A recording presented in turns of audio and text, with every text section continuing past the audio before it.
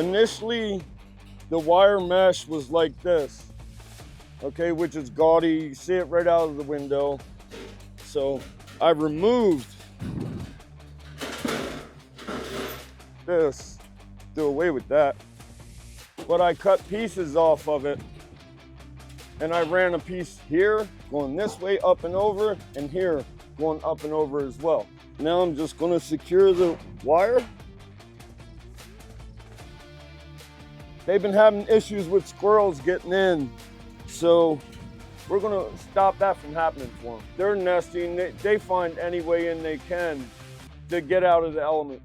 Oh, it's going to be beautiful. It's not going to be gaudy. Like I said, the wire mesh stuck up this high and was just open, and the whole top of it was open. So what I'm doing here, I have the mesh running from front to back and from left to right.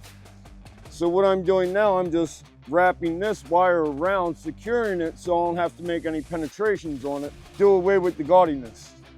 I'm going to photo all the work that I've done. That way the homeowner knows that we actually do the work that we tell them we're doing. Most people don't get on roofs, and we'll never look up to see if we did it, so the photos are very important.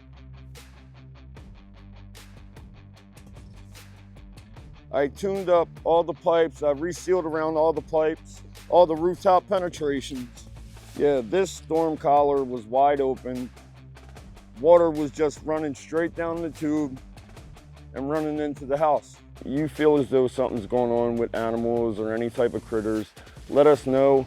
We'll get you fixed up.